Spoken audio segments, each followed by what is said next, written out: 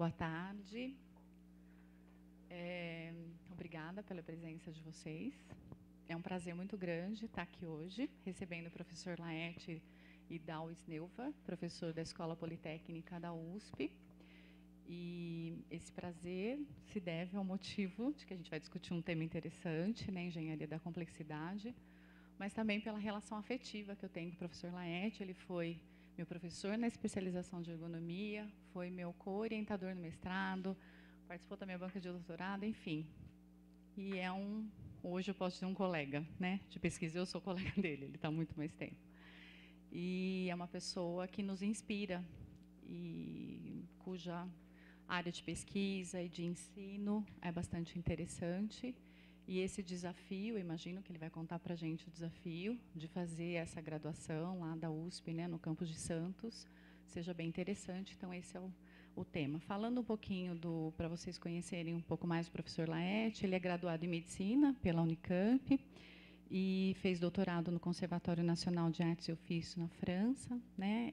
Esse doutorado é na área de ergonomia da atividade, e também seu pós-doutorado foi feito na área de psicologia do trabalho, lá no Quinan, em Paris. Ele é livre-docente do Departamento de Engenharia de Produção da Escola Politécnica da USP e é membro da equipe do Laboratório de Psicologia do Trabalho, lá do Quinan.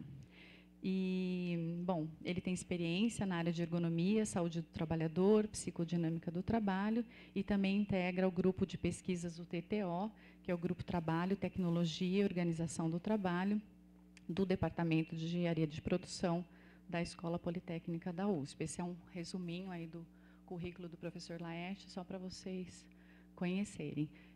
Ele tem uma questão de agenda hoje, que tem que voltar para São Paulo ainda para dar aula, então a gente está com o horário meio apertado. Nós vamos precisar encerrar as nossas atividades 5h10 no máximo, por isso também antecipamos o horário do seminário de hoje, então eu peço a compreensão de vocês. Tá bom? Obrigada, Laerte.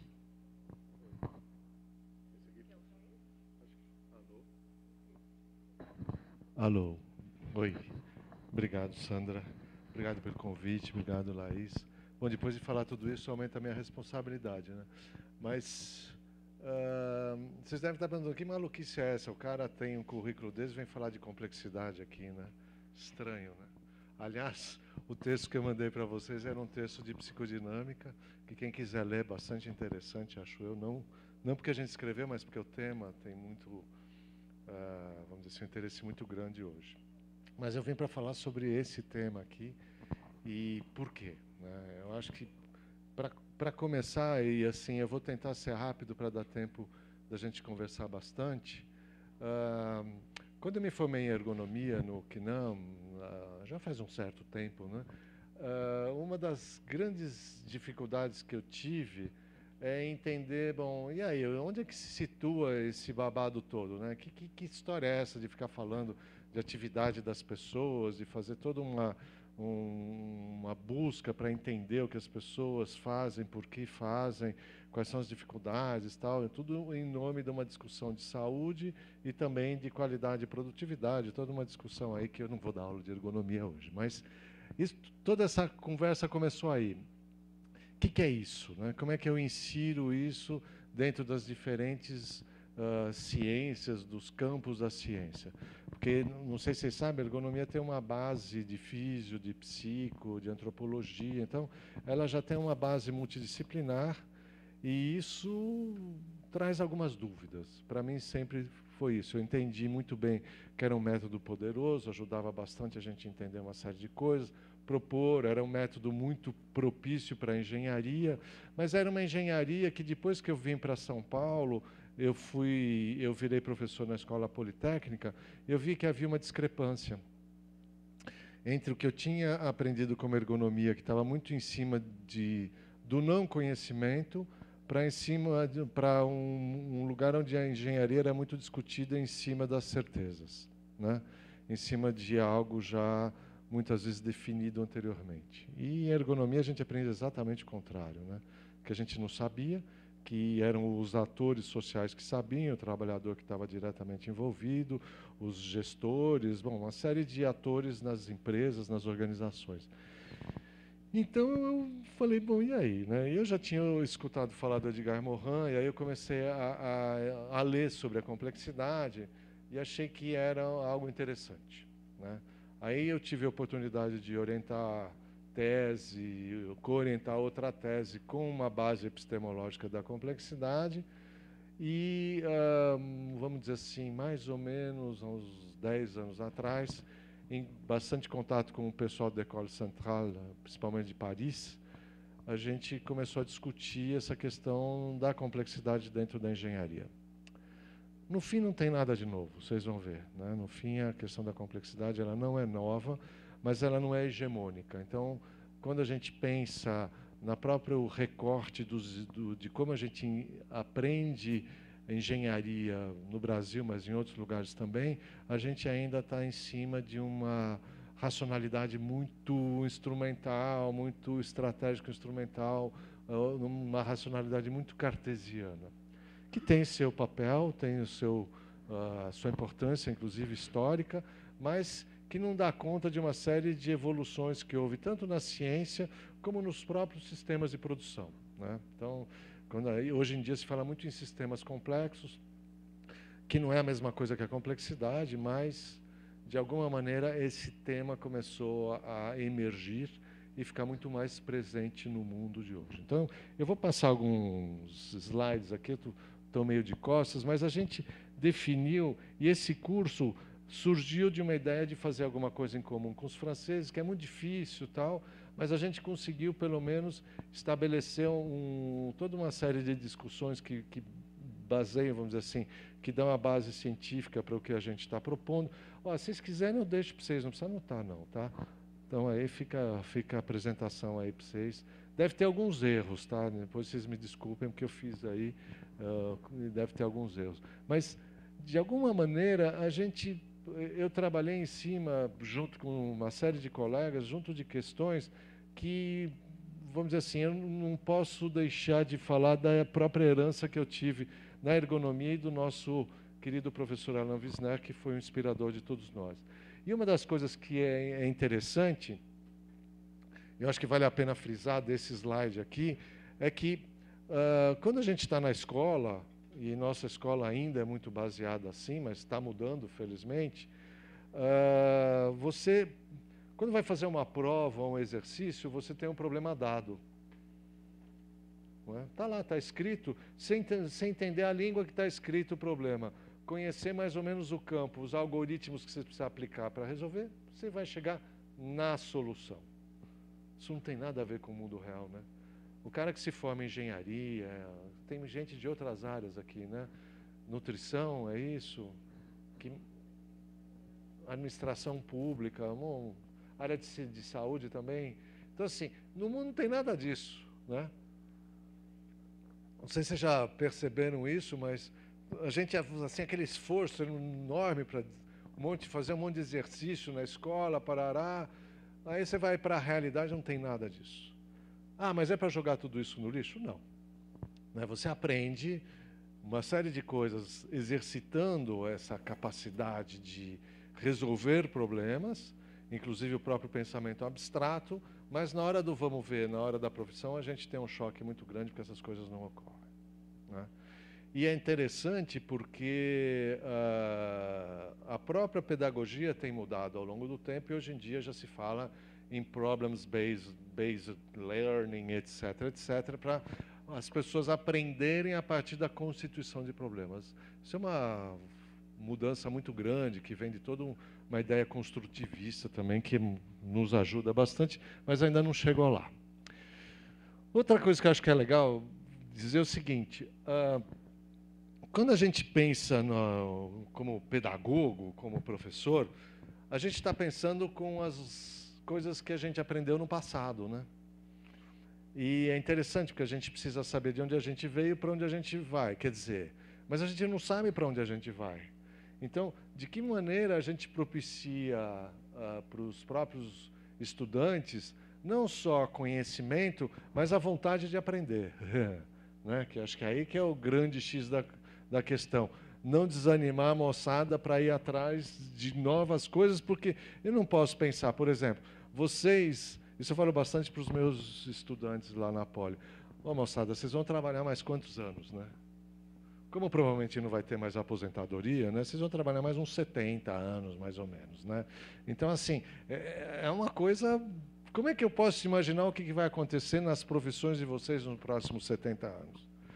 Então, a ideia que eu acho que é fundamental como pedagogo, como alguém que tem uma vontade de deixar as pessoas pensando no futuro, é a vontade de aprender. Porque a gente sabe muito bem que o que a gente aprende na escola é muito mais método, conceitos e uma vontade de fazer alguma coisa, porque a gente se sente, em algum momento, competente para ir trilhando naquele caminho, né? Dá para construir alguma coisa que a gente nunca sabe anteriormente qual vai ser o caminho. Então, de alguma forma, eu acho que essa ideia da complexidade, ela também tem a ver com a própria mudança do papel dos engenheiros, porque já ficou claro, porque eu estou falando mais do curso para engenheiros mesmo, mas ficou claro que não adianta eu pensar que eu vou dar um conhecimento suficiente para que eles possam continuar atuando profissionalmente durante 50, 60, 70 anos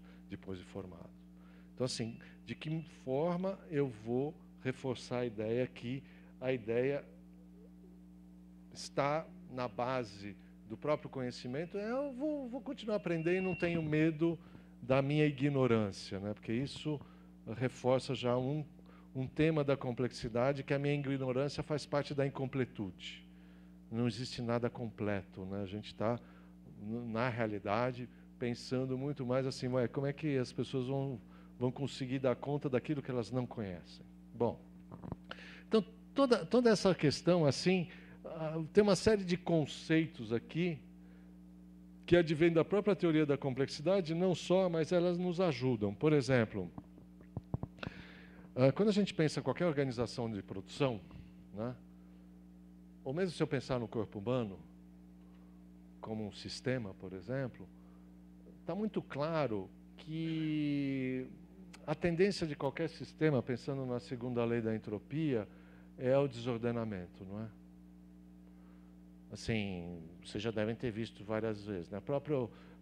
Vamos dizer assim, o próprio universo começou, pelo menos é o que se sabe até hoje, né?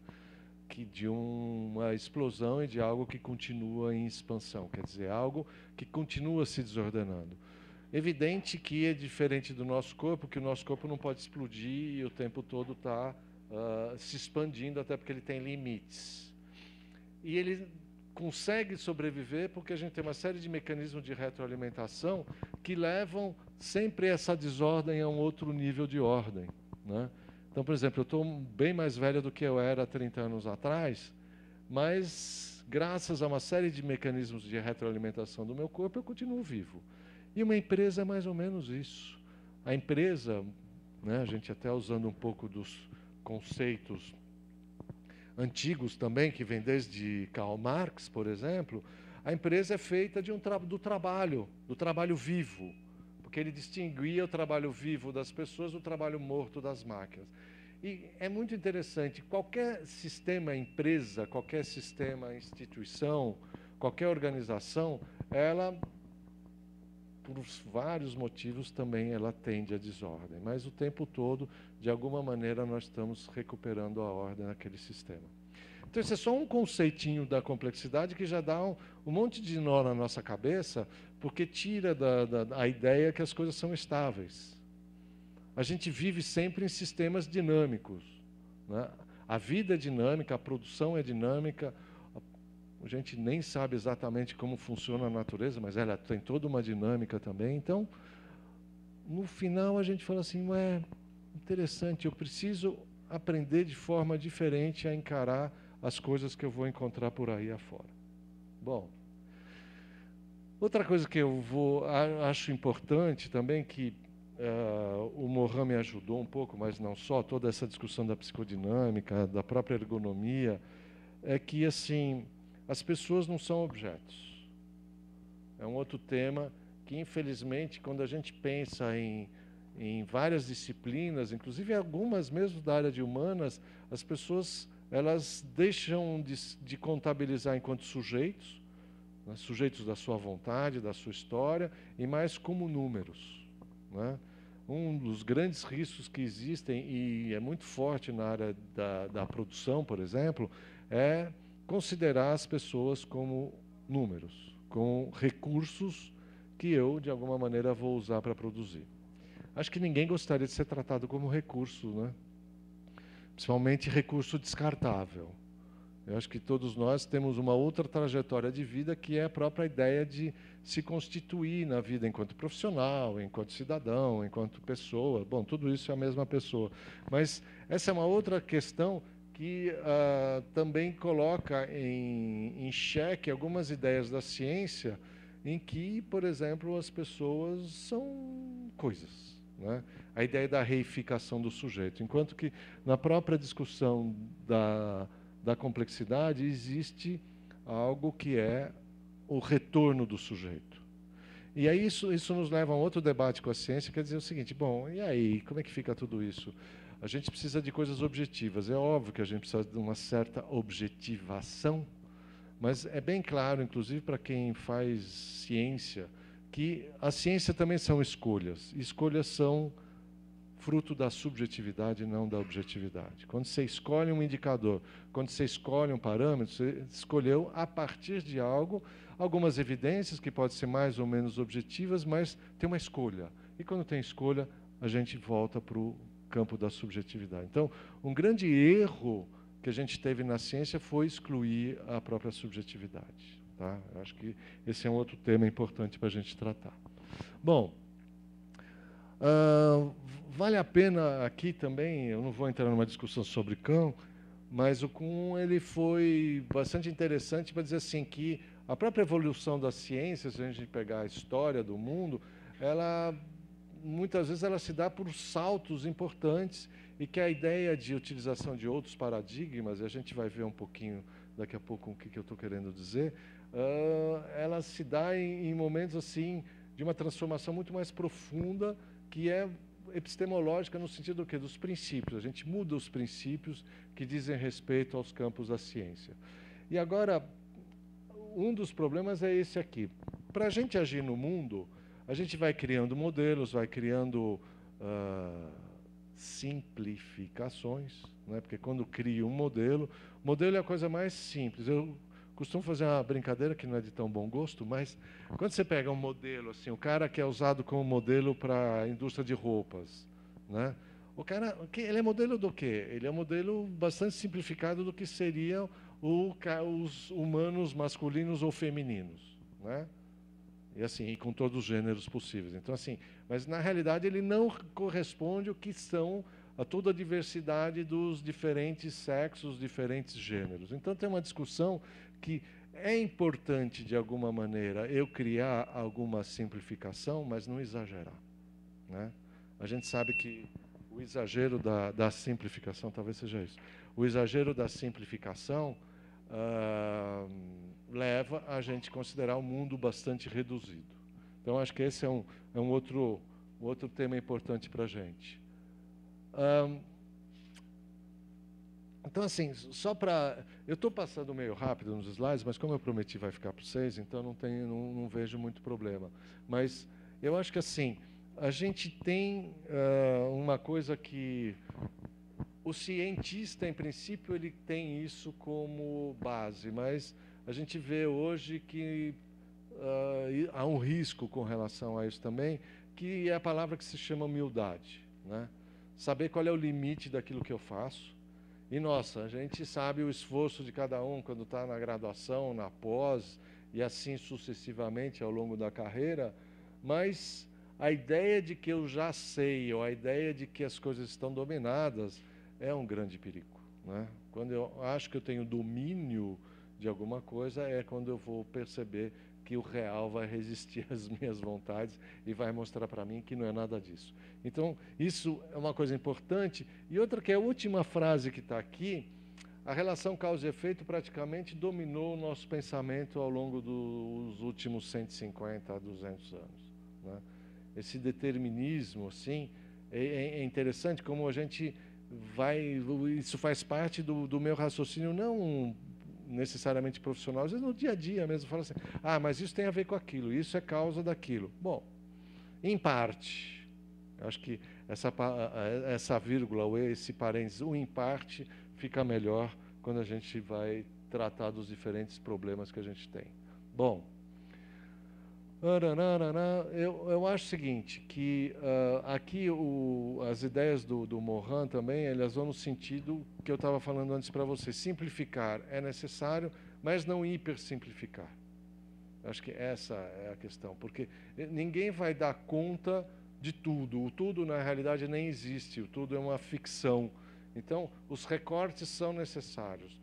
Mas esses recortes, como é que vão ser feitos? Quais são os critérios? De que maneira eu consigo, por um lado, fazer alguns recortes, mas, por outro lado, fazer ligações? Que essa é a ideia da própria complexidade, porque a complexidade significa ligar, tecer, né? Então, aí tem um desafio também que é, de alguma forma, né, eu preciso, que ao mesmo tempo eu vou tentar isolar alguma coisa. E quando eu isolo, eu sei que eu estou hipersimplificando, então estou criando problema, porque eu preciso saber que aquilo pode ter um comportamento quando está isolado, mas quando não está isolado, pode ser muito diferente. Então, aqui tem um paradoxo importante que diz muito respeito, inclusive, à área das ciências da saúde. Eu consigo, muitas vezes, pegar uma célula e ficar brincando com ela, né? Manipular, tá, a própria ideia de manipulação ela é muito forte.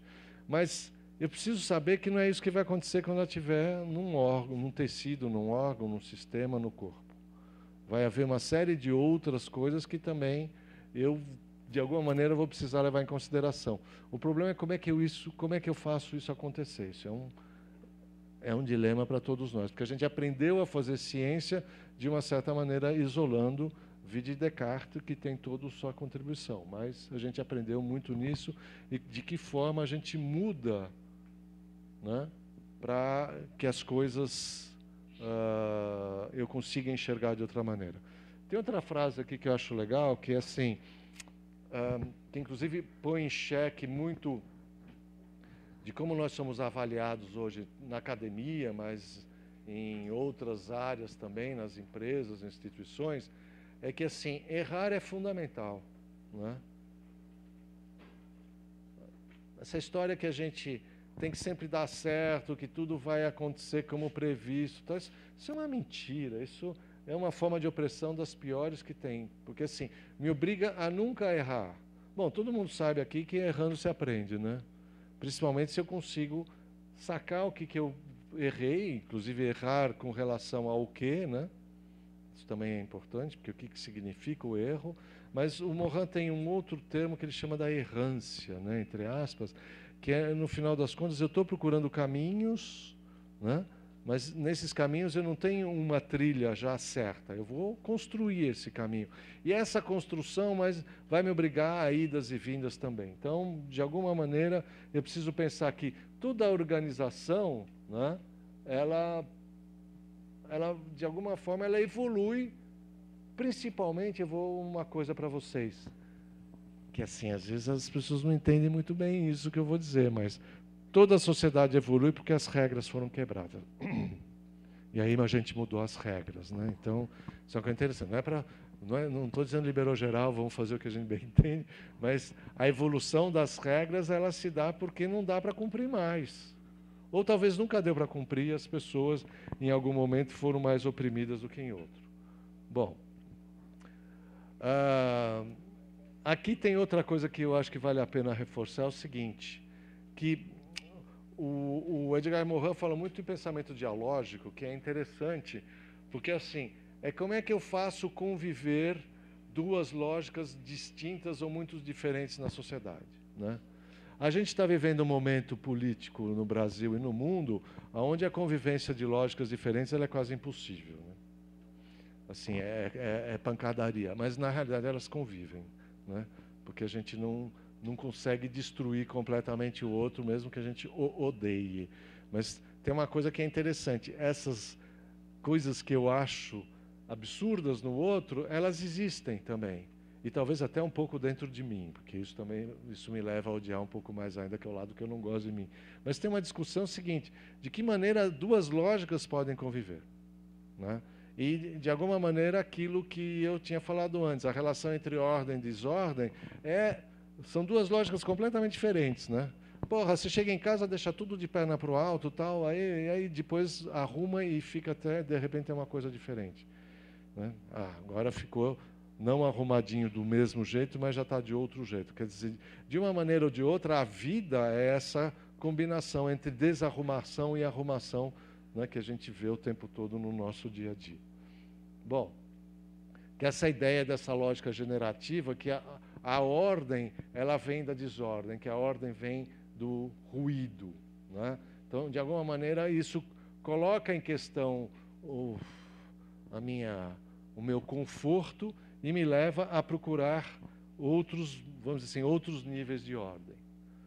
Bom, isso aqui, não sei se vocês já viram alguma vez, mas se vocês botarem na internet o mapa da complexidade, the Map of Complexity, vocês vão ver mais ou menos isso. Porque tem algumas um pouco diferentes, mas essa aqui, assim, é toda uma história, é claro que não fica bom como slide, mas tem toda uma história desde os anos 40 até, basicamente, 2018, das diferentes áreas do conhecimento que, de alguma maneira, elas construíram, vamos dizer assim, o pensamento da complexidade, que ele não é único, porque, por exemplo, muitas coisas que eu estou falando estão aqui, que é a questão da filosofia, da epistemologia e tal, que diz respeito muito a Edgar Morin. Mas se vocês pegarem outros tantos, assim, então uma ideia de auto-organização, cibernética, bom, aí tem um mundo de áreas diferentes e que nos dão um certo alento para dizer assim, não é só um maluco que resolveu falar sobre isso, mas tem, assim, bom, toda a ideia de teoria do caos, tudo isso são, vamos dizer assim, áreas do conhecimento que, de alguma forma, concorrem para que a gente tenha essa ideia, vamos dizer assim, bem estabelecida. Quer dizer, bem estabelecida não significa que acabou, né? A gente está em pleno turbilhão, né?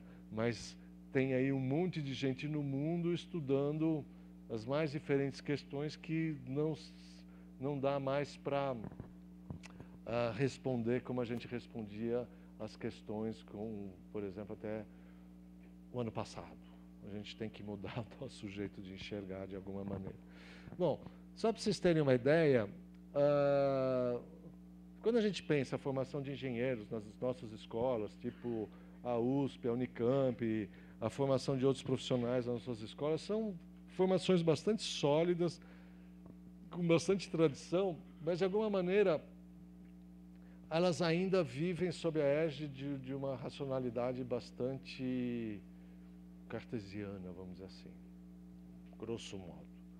Mas, por outro lado, a gente vê que em todas as nossas escolas tem sempre alguns que pensam um pouco diferente, que adotam coisas diferentes, que são obrigados a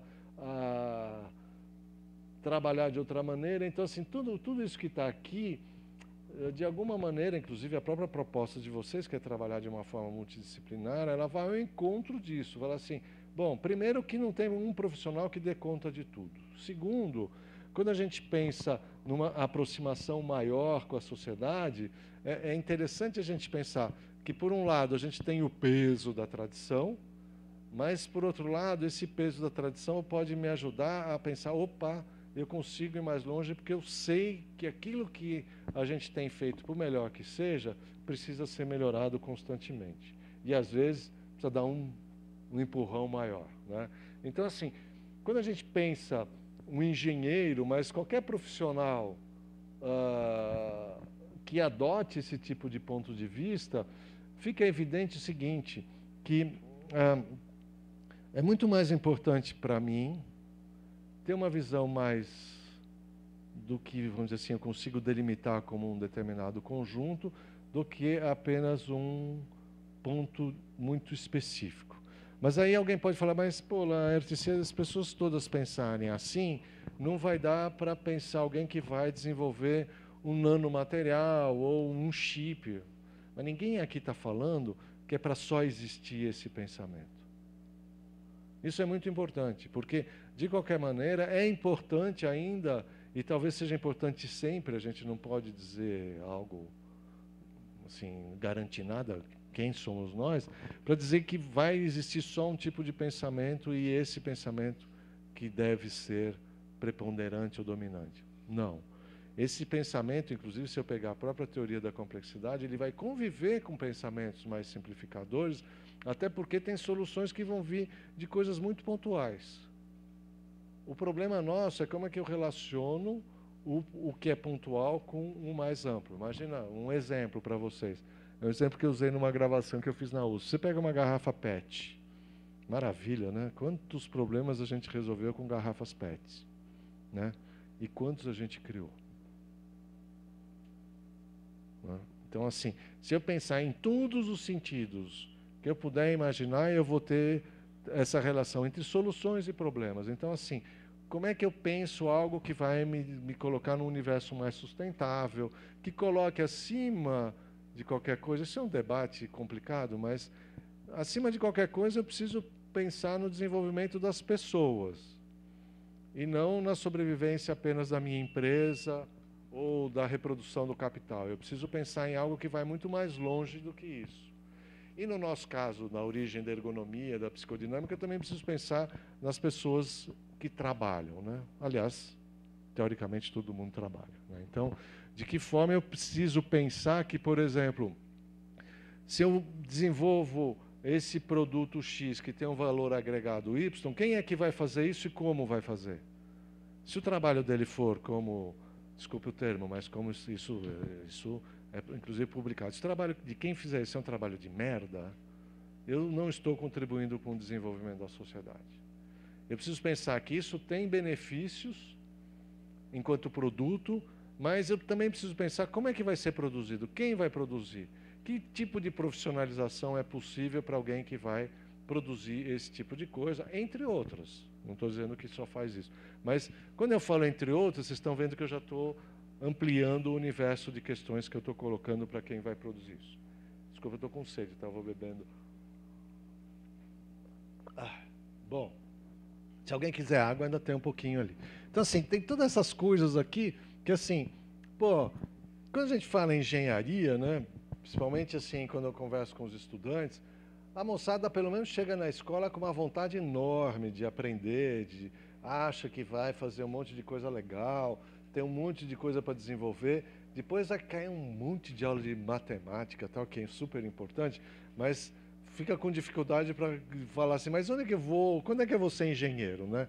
As escolas estão mudando, né? Desde o começo já se coloca projetos, já se coloca outras coisas, para a pessoa não perder o elan, né? Que é a possibilidade de fazer coisas que vão, assim, que vão pegar tudo isso, falar assim, pô, que legal. Ah, o meu professor falou um negócio aqui, eu li outro negócio ali. Pô, como é que eu vou ter um lugar para debater, para construir, para constituir novas coisas? Vocês sabem que, de alguma maneira, a gente ter uma abordagem mais ampla coloca em risco todo mundo, inclusive nós, professores. Porque quando eu chego para um estudante e falo, meu, não sei, né? É que eu não sei também. Tem um monte de coisa que a gente não sabe. E acho que isso é o mais importante que a gente precisa ensinar para alguém, é que nós também não sabemos. Bom, aqui continua mais ou menos a coisa que eu já falei, mas tem uma coisa seguinte, tem uma discussão que vem dentro da economia mesmo, e é cada vez mais presente, que é a própria discussão do que é criar valor. E isso, com a economia de serviços, para nós ficou muito mais fácil trabalhar, que são o que a gente chama os valores imateriais. Por exemplo, a confiança, a pertinência, a saúde. Tudo isso também são frutos da produção. Então, por exemplo, você confiar num colega na universidade ou onde você trabalha, é fruto de algo que não é mensurável e é um baita de um valor. Aliás, quando você fala no mundo empresarial, na imagem de marca, isso vale uma grana, né? Assim, a minha marca, a tal do branding, isso custa muito caro. Então, eu construo coisas que são valores que são simbólicos, que eles não estão aqui, né? Não é o X que custa esse tipo de óculos. Inclusive, na economia, hoje se discute muito mais também a ideia do valor de uso, não só o valor de troca. Então, por exemplo, quando vocês pensam os tais dos carros compartilhados, por exemplo, o que importa não é a quantidade de carro que está sendo vendido ou comprado, porque muita gente não está afim de comprar carro, está afim da mobilidade. Está afim de ter acesso fácil à mobilidade. Para o transporte público, que é um meio, vamos dizer assim, mais importante no sentido da constituição do transporte de massa, ou da mobilidade de massa, mas também de uma série de outras alternativas que vão desde a bicicleta amarela, o patim compartilhado, o carro compartilhado, etc, etc. Passando por apartamentos compartilhados e outras coisas. É uma discussão muito interessante da economia que, por exemplo, quando você fala em criação de valor, porque quando eu pego para um trabalhador e falo assim, você vai fazer 50 milhões de copos por dia apertando um botão, eu posso pensar que o trabalho dele agrega muito pouco valor e que, bom, se eu botar um robô no lugar dele, não vai fazer diferença. Posso pensar, eu falei, não quer dizer que seja isso que vai acontecer ou que de fato dê certo, mas tem aí uma outra questão que é importante pensar. Bom, aqui não tem muitas novidades, isso aqui a gente pode falar em todo e qualquer posicionamento de uma escola moderna, mas, de alguma maneira, tem que ficar claro que quando a gente pensa num curso diferente, a gente tem que trazer desafios para nós. Então, o principal desafio que a gente tem na implantação desse curso, que se tudo correr bem vai começar em 2020, é trabalhar junto com os professores. Porque nós não fomos capacitados a trabalhar nessa perspectiva. Não é? Essa é uma grande dificuldade. Para nós, muitas vezes é mais fácil, não estou dizendo que isso seja fácil, falei mais fácil eu chegar com uma série de informações e passar para os meus estudantes, ou passar para vocês e falar, isso é assim, tá? Depois a gente pode discutir se alguém tiver dúvida, mas é uma forma de algo que já está estabelecido. E aqui não. Aqui tem alguma coisa que é o seguinte, como é que eu vou criar um modelo? Como é que eu penso aquele problema? Aquela ideia que eu já falei para vocês. De que forma eu consigo colocar as fronteiras do problema que eu vou trabalhar? É evidente que em algum momento isso vai ter limite, mas ele é menos limitado quando eu trabalho com profissões distintas, tratando de questões semelhantes. Tem uma outra coisa que é importante, principalmente no Brasil. O ensino da engenharia no Brasil, ele é muito pouco o de humanas. Engraçado, né? Você vai para outros lugares, inclusive o próprio Estados Unidos, a Europa, você tem muitas disciplinas de humanas dentro da faculdade de engenharia, né?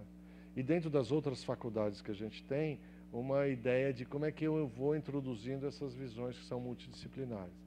Isso, de uma maneira ou de outra, já acontece no mundo todo, tem acontecido um pouco aqui, eu volto a frisar o exemplo de vocês, né?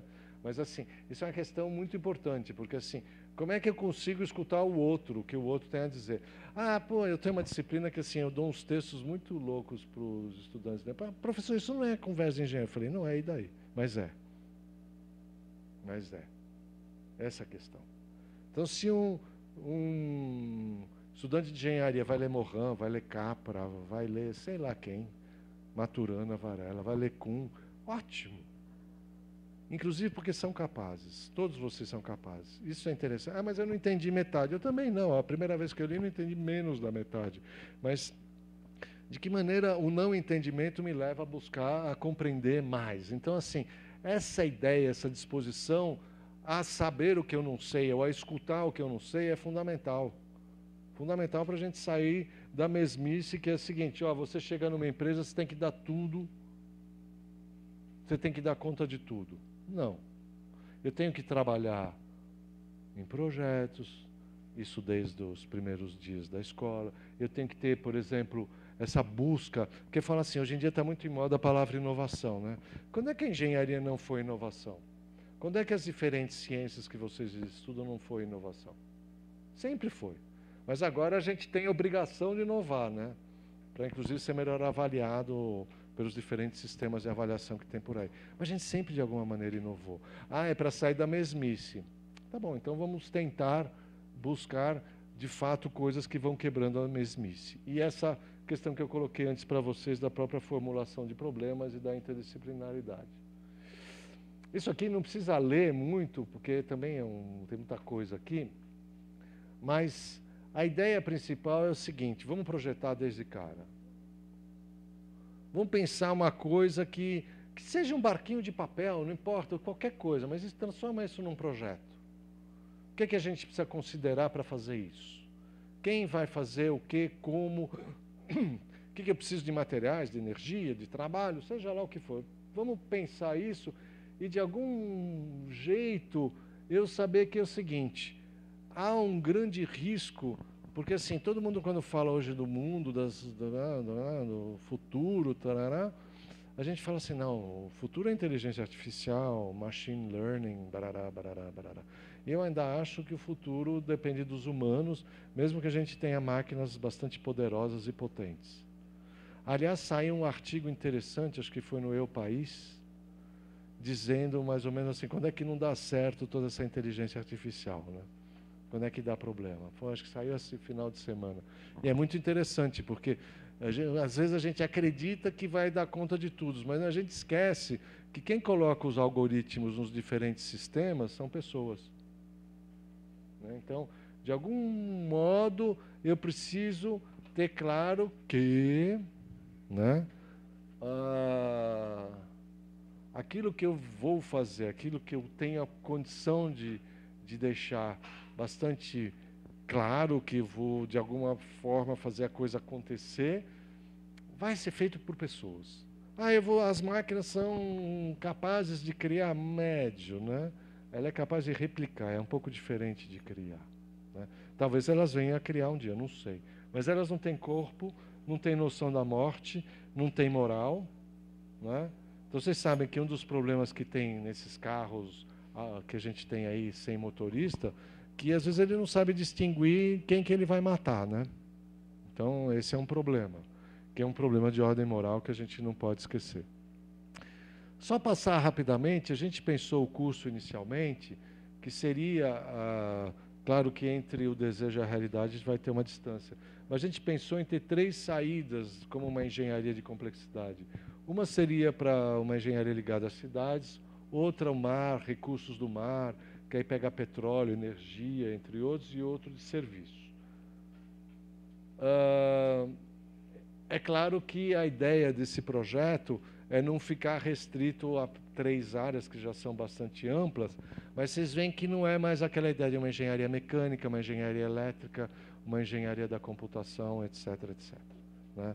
Civil, etc. É muito mais algo assim. Que problemas de engenharia a gente tem que enfrentar quando pensa a cidade, quando pensa o mar, quando pensa o serviço? Tá? Bom, para terminar, eu tenho depois mais um slide, mas esse aqui a gente pensou numa grade curricular, que foi a grade curricular aprovada na Poli, que não vai ser 100% isso, porque a gente tem sempre um problema do mundo real, que a gente tem recursos finitos, por exemplo, possibilidade de contratação de professores, de criação de locais, parará. Então a gente vai ter que fazer do jeito que é possível. Uma das ideias é fazer uma espécie de merge, né? Um casamento com algum curso já existente na área de petróleo, naval, alguma coisa que já tem na Poli, e a gente vai... Mas a ideia é assim, a gente fez 40 horas semanais, tá? Mas não é 40 horas de estudo nem a pau, né? A gente tentou fazer o seguinte, que o principal eixo do curso, vocês estão vendo, é projeto. Projeto, projeto, projeto, projeto, projeto, projeto, projeto. E uma das coisas que talvez fosse uma inovação bacana também, é que qualquer professor que estivesse aqui, né, nas diferentes ciências, vamos dizer assim, ele precisa participar de projeto. Então, a minha carga horária também conta projeto, né? Vamos dizer assim. eu sou professor de cálculo numérico, eu vou estar em projeto.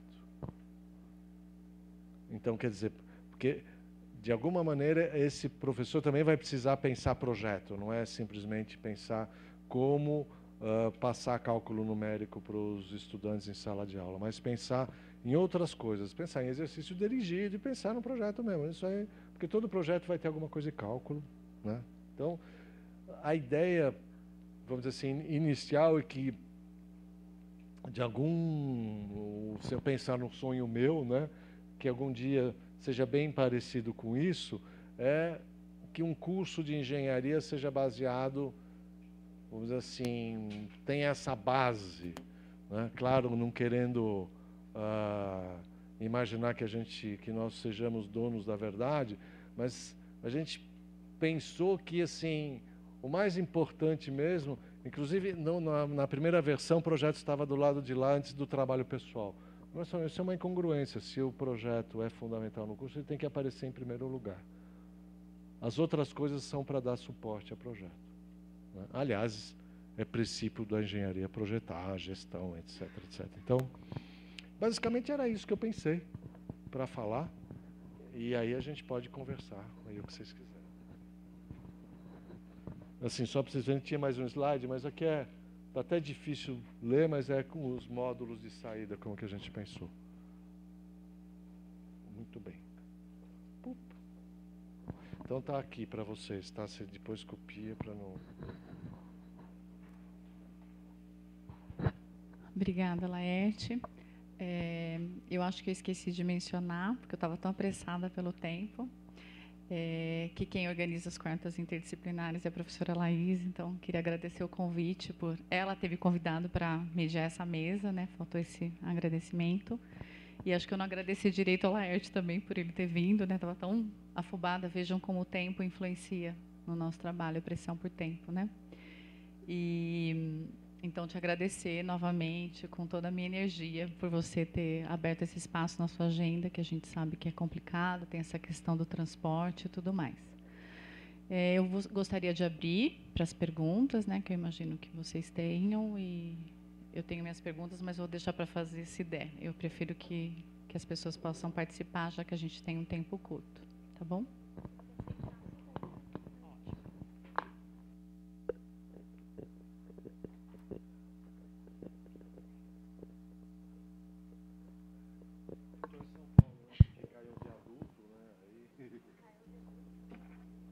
Ele não caiu total, ele só baixou um pouquinho.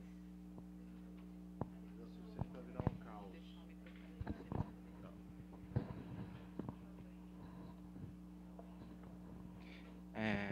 Boa tarde, meu nome é Giovanni, eu faço engenharia de manufatura aqui.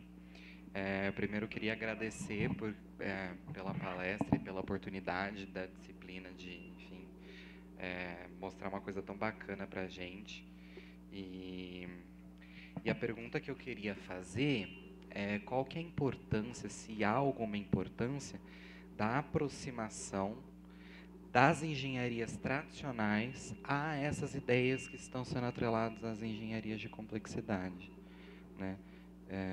Porque acredito que, enfim, projeto sensacional, pelo menos tudo que eu li até hoje a respeito disso, gostei pra caramba, mas eu queria entender se não existe alguma necessidade também de, mesmo nas engenharias mais tradicionais, praticar um pouco mais dessa ideologia utilizada para a produção e idealização desse curso. Legal. Bom, primeiro eu acho que já tem, né? Vai ser difícil eu te especificar um por um o que já fazem, mas de alguma maneira já existe vamos dizer assim, uma contaminação no bom sentido, né? Que, vamos dizer, quando você pensa a manufatura, né? Então, pensar o futuro da manufatura, o que significa isso. Eu posso, inclusive, nas escolhas, né, pensar em 4.0, outras coisas, eu posso pensar nas próprias escolhas da manufatura, porque se o meu problema, se ficar específico a mudanças no processo de manufatura, sem considerar outras coisas, a própria sustentabilidade, né? Por que eu preciso produzir mais, de que maneira eu vou incorporar matéria-prima, energia, tudo isso que vai junto com a manufatura, inclusive tradicional, num pensamento que vai me colocar outras questões, como, por exemplo, aquilo que eu falei. Na manufatura, como é que os caras vão trabalhar na manufatura? Quem vai ser o profissional? Que ele pode ter, inclusive, um título de engenheiro ou outro, mas ele vai estar cuidando lá da produção, e é um monte de robô que está ali funcionando. Então, assim, qual é o papel dele? Qual que é, vamos dizer assim, a própria possibilidade de desenvolvimento profissional que ele vai ter, de caminhos, e, evidentemente, isso passa pela própria saúde dele e de outros. Então, assim, mas, por outro lado, seria muita pretensão nossa, isso a gente conversou bastante na Poli, mas assim, não, agora não chegou a luz, nós viemos iluminar vocês todos, porque o curso de vocês é um curso atrasado, que nós temos a solução. Não, menos, né?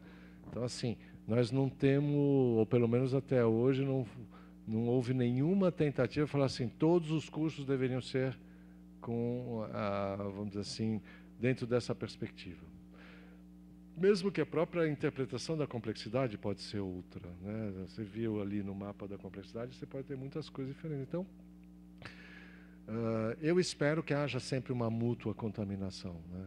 Que a influência seja mútua e que, se em algum momento esses outros paradigmas científicos eles se tornarem hegemônicos, nós vamos pensar a nossa forma de pensar vai ser diferente, acho que em todas as áreas, né?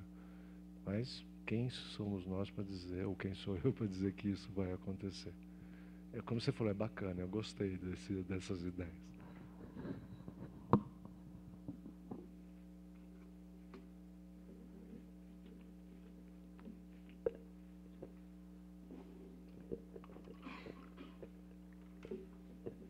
Boa tarde, professor. Parabéns pela apresentação. Algumas coisas me soaram como dúvidas do que poderia acontecer ou poderão acontecer depois desse curso, né? Ou durante ele, a sua formação. Eu fiquei pensando, primeiramente, na formação desses docentes mesmo, né? Como você colocou, eles não têm uma formação, a formação é um pouco cartesiana, ou totalmente cartesiana, e como depois atuar de maneira multidisciplinar, né? Fiquei me perguntando, será que existirá um preparo? Não vou dizer treinamento, né? Mas algum tipo de coletivo que vai prepará-los para isso, né? Depois de formados, né? Como esses alunos vão confrontar um mercado de trabalho tão especializado, né? E também uma outra questão que me surgiu é por que não reformular os cursos existentes de engenharia? Ok. Eu vou tentar, ver se eu não esqueço nenhuma, tá? A primeira, assim, a ideia nossa não é, assim, como você falou bem, não é formatar nenhum professor, não é, né, pegar o disco duro e, né, apagar tudo e começar de novo. Isso seria uma pretensão absurda, até porque não faz sentido. Eu acho que todos nós, de alguma maneira, estamos evoluindo na própria maneira de enxergar a ciência, as profissões, a nossa profissão também. Como aqui a ideia inicial é que pelo menos haja um ano de seminários com uma frequência X, a gente não sabe qual vai ser, para as próprias pessoas irem se constituindo com essas questões, de que maneira nós vamos pensar, mas muito em cima de algo que é a prática, né? De falar, bom, como é que nós vamos constituir esses projetos, os próprios seminários, porque nenhum de nós tem a pretensão de dizer assim, eu tenho conhecimento sobre isso e vou passar para vocês. Então vai ser um projeto exatamente, um projeto coletivo que vê quem abraça. Quem são os malucos suficientes para abraçarem isso? Tem alguns, né? A tua segunda pergunta, o que era mesmo? Era do... o mercado de trabalho. Então, a primeira confrontação do mercado de trabalho é o CREA com o FEA. Você vai ter qual CREA, né? Não existe engenheiro da complexidade. Então, tem uma discussão, qual, vamos dizer assim, dentro das áreas hoje existentes, quais são aquelas que podem, de alguma maneira, abarcar isso. Então, isso já dá uma resposta um pouco para a pergunta de vocês dois, que talvez entre em algum curso ou em alguns cursos esse tipo de paradigma. Ou até, ninguém sabe o que vai acontecer, porque a gente já conversou com o CREA em São Paulo, que eventualmente isso apareça como uma opção para o futuro, que é uma visão mais generalista da engenharia, que é algo que tem bastante na França também. Apesar de existirem as especialidades, também tem essa ideia que é um pouco mais, vamos dizer assim, generalista ou sistêmica e tal. Com relação a empresas, a gente teve alguns ecos interessantes. Quando a gente mostrou esse curso na Petrobras, os caras falaram, nossa, isso é maravilhoso, a gente precisa disso. Para secretários de Estado, São Paulo, do Estado de São Paulo, precisamos deste tipo de engenheiro, porque o engenheiro que tem uma especialidade muito restrita já existe e eles cumprem um papel importante. Mas tem alguém que precisa ter uma ideia um pouco mais de dar liga, vamos dizer assim, de como interligar as coisas. Então, haverá muito espaço para trabalhar, contanto que haja engenharia, acho que a engenharia não vai acabar, então vai haver espaço para trabalhar nessa perspectiva. Tem esse problema legal, né, da competência que é reconhecida no diploma, mas isso não é um grande problema, a gente já viu isso. E a terceira era... Então, é mais ou menos a mesma pergunta deles. Como estratégia, você chegar com uma coisa nova e dizer assim, agora eu vou mudar o curso de engenharia de produção. Quem é você? Né? Quem és tu? Né? Por quê? De onde veio uma coisa da ergonomia? De onde vem essa demanda? Né? Então, assim, existe um problema dentro das universidades e dentro da sociedade como um todo, que nós somos extremamente conservadores também, né? Mas eu estou confortável naquilo que eu faço. Então, não é muito simples eu falar assim, agora o curso de engenharia de produção, da engenharia elétrica, civil, vai mudar radicalmente. Não. Então, eu acho que uma entrada é em algo que ainda não existe. Eu acho que não deixa de ser uma questão estratégica. Depois, se isso vai contaminar e como os outros cursos, não dá para saber. Mas acho que, de algum modo, você está criando algo, até porque a nossa ideia não é competir com nenhuma coisa já existente. Agora, se dentro desses cursos o pessoal quiser adotar esse tipo de paradigma, maravilha. E alguns já adotam. Né? Alguns já adotam.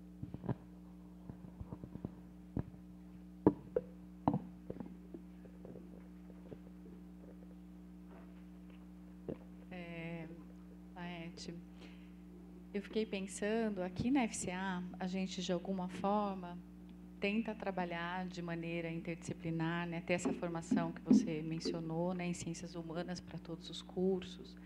O que eu vejo de dificuldade é como é que a gente faz o tal do tecido da complexidade, né, porque acaba ficando por conta do aluno ter que integrar tudo isso. Então, ele tem mais as disciplinas de humanas e as do seu devido curso, não importa qual, e ele que tem que fazer esse tecido, ele tem que ser a fiandeira.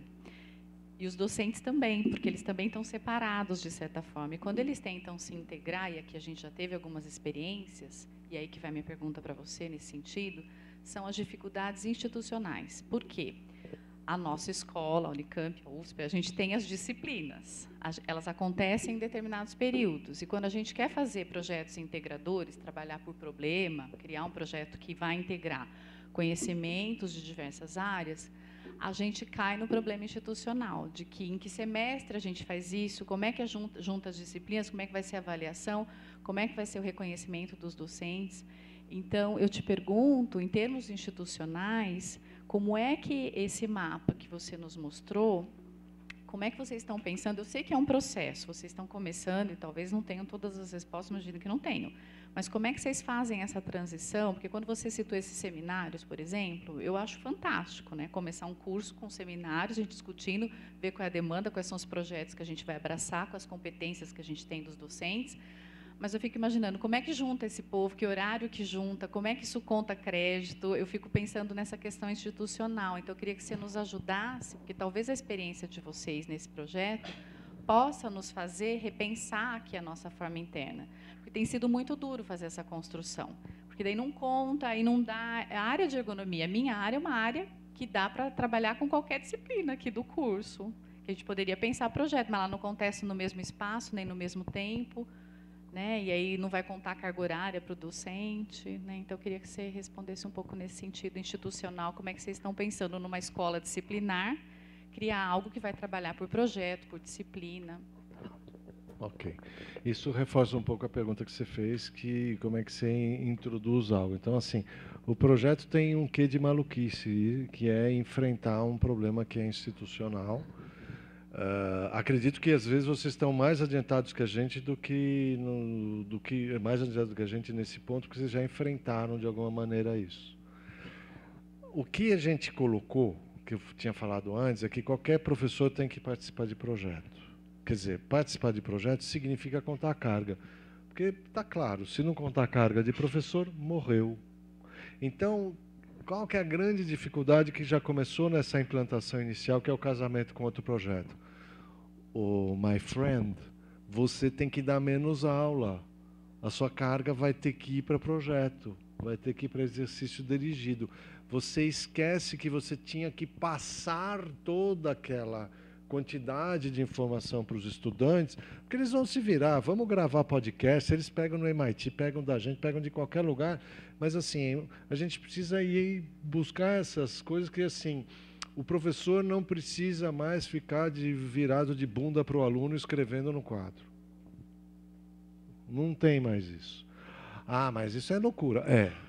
Tem um grau de loucura nisso. Mas, agora, se não institucionalizar, morreu na primeira respirada, porque tem que contar carga. Porque senão o professor não vai. Talvez nesses seminários ainda não, porque dá para fazer uma vez por mês, dá para fazer uma coisa mais light.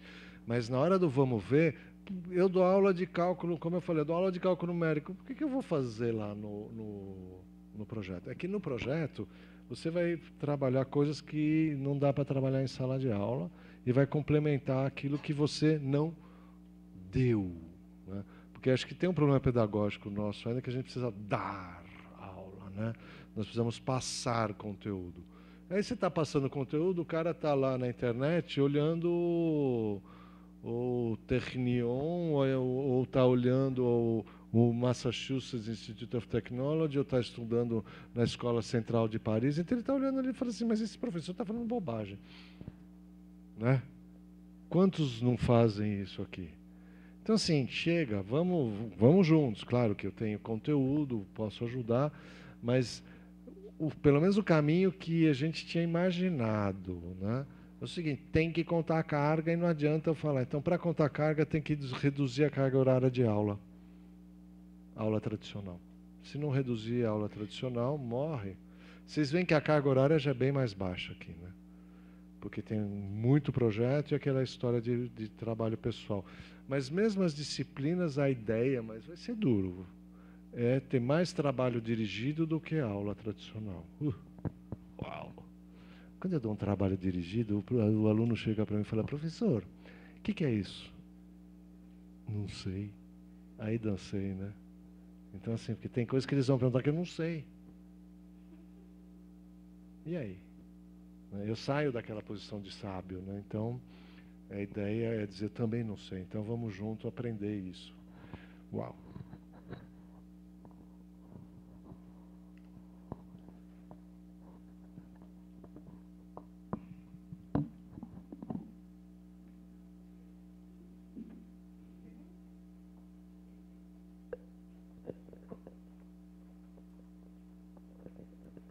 Laerte, a gente pode fazer um conjunto de perguntas? Vocês viram que a minha capacidade cognitiva está meio baixa hoje, mas tá se bom. alguém lembrar, pode. Ou então deixa eu anotar. papelzinho aqui para ter uma colinha.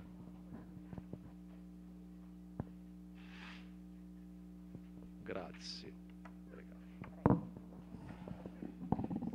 Professor, boa tarde. Obrigado pela palestra. Eu tenho duas perguntas. A primeira é como que a engenharia da complexidade ela vai conseguir articular com as demandas tecnológicas que estão surgindo hoje.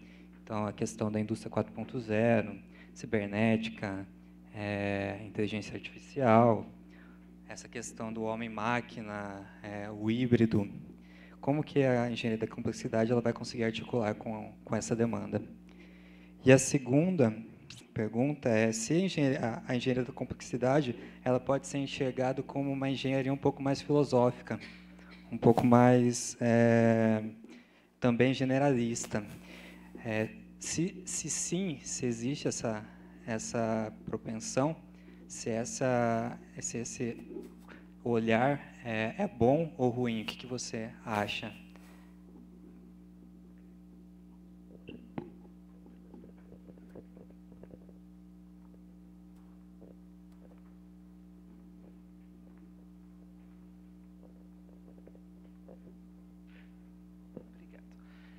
Agradecer novamente, já agradeceram pelo tempo, pela palestra. Eu queria saber, nessa perspectiva de meio que professor versus alunos, como que vai funcionar essa dinâmica também de métodos de avaliação? Porque eu enxergo que já existem algumas tendências de projetos, de métodos de ensino diferentes, só que eu fico muito preocupado como que o método avaliativo ele é feito, porque no final do percurso ele é feito numa prova, às vezes em um período muito curto. Como que vai funcionar essa dinâmica? Porque até as professoras comentaram institucionalmente como que é isso, porque a gente vê que é pouco valorizado, os docentes são pouco valorizados em estimular isso e, consequentemente, a gente também porque se a gente for pensar numa carga pragmática, por que a gente está fazendo isso se no final a gente não vai usar isso para se formar ou uma coisa mais, né, prática? E o outro sentido é da questão que tem no conjunto do projeto de até eu vi de intercâmbio, de estágio fora da universidade. Como que vai ser esse sistema que vocês querem implementar?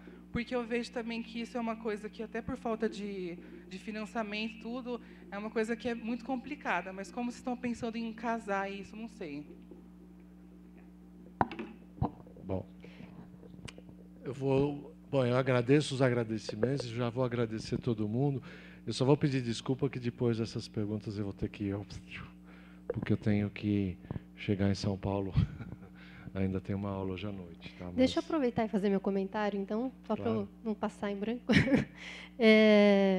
Não, porque eu sou engenheira de alimentos e estou dando aula de humanidades para 6 cursos diferentes, de áreas diferentes. E lembro, quando eu fiz engenharia, desse incômodo de que a realidade era muito mais complexa. Esse sentido de complexo, não tão acadêmico, do campo de estudo da complexidade, mas essa ideia de complexidade que ficava na minha cabeça. E vim para cá e eu acho que aqui eu tive novos problemas, né, de como fazer isso, enfim. E acho que a principal resistência que eu vejo de uma parte dos alunos, que é exatamente o que você disse, de dizer isso não me interessa, isso não tem nada a ver pragmaticamente, praticamente, com o que eu vou fazer. Então, por que eu tenho que discutir filosofia, sociologia, antropologia, enfim, a ciência e tecnologia, estudos de gênero, enfim, dessa parte de um pragmatismo dos cursos e da inserção no mercado de trabalho. E também dos docentes de também não verem sentido nisso, né? Acho que os alunos estão perdendo tempo com isso, enquanto eles poderiam estar aprofundando algo mais específico, né? Então, por isso que é mais um comentário, não é uma pergunta, mas a minha felicidade é de ter encontrado novos problemas. E aí o curso que me interessou tanto, que me fez pensar em trazê-lo para cá, é exatamente da gente enfrentar novos problemas, né? Então, eu imagino que a maioria das perguntas que vocês fizeram vão ser os problemas que vão surgir, e aí talvez a gente se aproxime mais de uma resposta do que outra coisa. Mas me alegra muito a proposta, a sua presença. Enfim, gostaria de continuar aí, acompanhando, entendendo, né? Obrigada. Beleza. Obrigado. Bom, já deixo tudo, um abraço para todo mundo aqui, vou embora. Mas, bom, as perguntas, de qualquer forma, vocês já viram, só um comentário geral, como a Laís fez também. Esse é um processo que provavelmente vai ser doloroso, difícil, já tem as resistências daqui, dali, as nossas próprias, a vontade nossa não é a melhor, então, tudo isso rola. Então, deixa eu tentar articular a primeira questão que você queria. Lembra que eu falei um pouco da questão da manufatura? Então, assim, eu acho que... sabe qual é o grande problema de todos esses exercícios de futurologia e de coisas que já estão acontecendo? É que muita coisa vai acontecer dependendo de como você a modela. Então, se eu modelar a indústria 4.0, a questão de toda essa discussão cibernética, essa coisa do homem cibernético, aumentado, né, com né, todas essas coisas que você colocou que estão por aí, que são bacanas, importantes, porque elas fazem avançar. O que eu diria da complexidade é falar assim, coloca mais pimenta nessa sopa, vamos dizer assim. As variáveis que você está olhando, elas são um pouco reducionistas. Põe um pouquinho mais e cria outros problemas também. Porque, senão, o que pode acontecer é eu vender algo como a solução milagre, não é. O computador foi vendido como solução milagre, não é. Mas é bárbaro, né? O data science, tudo isso é bárbaro. Mas você já viu... Cuidado que tem que ter com data science em termos de manipulação, Big Brother, fake news e Então, assim, qual é o uso, inclusive, que a gente dá social de tudo isso? E a tua segunda pergunta, que é um pouco também a preocupação da Laís, é o seguinte, qualquer engenharia, qualquer medicina, qualquer ciências da nutrição, qualquer coisa é filosófico. Esse é o grande erro. Esse é um erro absurdo e que quando fala escola sem isso, escola sem aquilo, isso é uma mentira, porque tudo tem filosofia, tudo tem um ponto de vista. Então, quando eu falo assim, a engenharia é neutra, ela não tem uma filosofia por trás. Quem falou? Está aí Descartes. Né? Então, assim, a gente tem que lutar contra isso com muito... Desculpe. Né? Esse é o meu que está... Né? De alguma forma, fica claro que tudo tem filosofia por trás. Não gosto de filosofia. Tudo bem, ninguém quer que a gente saia filósofo, mas tem que saber quais são as bases epistemológicas da engenharia. Então, tem sempre uma epistemologia por trás, sempre uma escolha por trás. E isso a gente não pode esquecer. Por isso que a gente, às vezes, corre um risco muito grande de falar assim, o aluno não gosta de filosofia. Gosta sim, depende de como ele vai... ter contato com ela. Se eu começar a falar de filosofia grega, sânscrito, hebraico, egípcio, para vocês terem que decorar, ninguém vai ter saco para isso. Agora, quais são as bases do pensamento que vocês têm, que eu tenho, que todo mundo tem, com a sua diversidade, pontos de vista outros? Então, assim, tem alguém aqui que adota uma filosofia mais hinduísta. Legal, o que é isso? O que tem a ver com engenharia? Eu não sei, mas alguém pode tentar explicar. Então, assim, sempre a filosofia. Nunca coloquemos qualquer área do conhecimento como a filosófica. Né? Faz tremer todo mundo. Até por isso que tem a tal da epistemologia. Eu preciso entender de onde surgiu, qual a ideia, o que tem por trás. Esse, assim, eu acho que é a principal, vamos dizer assim, barreira, a clivagem que a gente tem no nosso ensino, dizer que tudo que a gente faz não tem uma filosofia por trás. Isso é mentira. É a maior mentira e que estão vendendo por aí muito fortemente por questões políticas que eu acho perigosas para o futuro, porque tem que saber, inclusive, qual é a divergência filosófica. Isso que é legal. E o legal da universidade é isso. Qual é a divergência que tem aqui?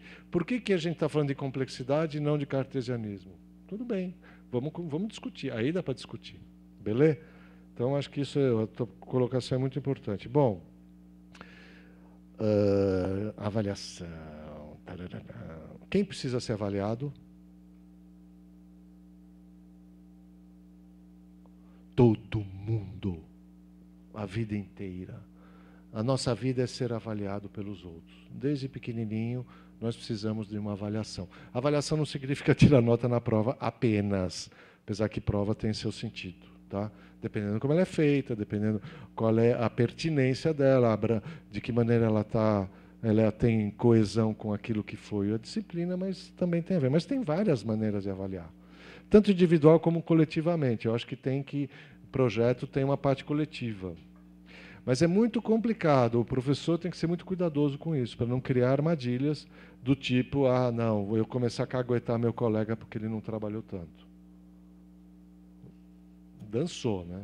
A gente está falando em algo que é uma construção, inclusive, dos próprios sujeitos cooperarem. Então, a cooperação é um valor. Como eu avalio a cooperação, está aí um dilema, né? Mas uma das coisas que, pelo menos na psicodinâmica, a gente fala, tem uma avaliação feita pelos pares, uma avaliação feita pela hierarquia, mas isso não é simples, né? Assim, tem que ser muito cuidadoso, porque dependendo da cenoura que eu coloco na frente, as pessoas vão fazer muita maldade. Então, muita atenção. Mas é um desafio importante e todo mundo vai precisar de avaliação, sempre. Até porque eu preciso saber se eu estou fazendo a coisa legal ou não. Tem gente mais experiente que eu, e eu acho o seguinte: quando uma instituição é mais democrática, quando um professor fala que ele não sabe, não é para perder a autoridade, ao contrário. Não é? Porque a autoridade ela não é feita na base da porrada. A autoridade é feita na base da sua capacidade de escutar, de trabalhar junto, de fazer as coisas a construírem. Então, assim, existe uma questão que é o respeito mútuo, isso não pode acabar. A gente já viu coisas em certas escolas aí que são de chorar, principalmente nas escolas privadas. Aí eu pago, eu sou seu cliente, eu faço o que eu bem entender. Não, não é isso. Então, de alguma maneira, eu tenho a responsabilidade, enquanto professor também, inclusive, de orientar, falar, não é bem por aí, mas eu consigo avaliar se você está escrevendo bem, se você está se esforçando, se eu estiver próximo. Se eu tiver 250 alunos, não dá para fazer, né? Então, tem isso. O intercâmbio, bom, precisa de grana, é verdade. Então, quem são os parceiros? O Estado brasileiro passou nos últimos anos por distintas políticas. Uma política que deu uma grande abertura para as escolas, para os estudantes irem viajar, independentemente de mérito. Outra que é mais voltada para mérito, então a gente ainda tem isso, mas a gente sabe que não pode calcar um curso. Porque quando a gente estava discutindo com os franceses, falaram, não, os caras podem ir para a França. Falaram, como? Nadando? Né? Então, assim, tem um problema. Então, assim, esse 8º semestre talvez não exista da forma como a gente pensou. Possa ser simplesmente algo que ele vai fazer um estágio longe, num estado longe de São Paulo, ou na própria estrutura da cidade de Santos. Não sei, não dá para saber. Mas, de alguma maneira, é dar um tempo, deixar o cara sair um pouco do banho da... Já existem os cursos cooperativos, eu não sei como é aqui, mas na USP tem os cursos cooperativos que o cara faz 4 meses acadêmico, 4 meses empresa, 4 meses acadêmico, empresa, e vai sucessivamente. É complicado, não é bem isso que a gente está falando, que seria um semestre apenas, mas dá abertura, né? Bom, acho que é isso, não sei se a gente pode ficar horas falando, mas eu tenho que ir embora. Com prazer. A gente organiza melhor, chegar mais cedo, né? E dá para fazer mais. Obrigada, Laerte. Obrigada.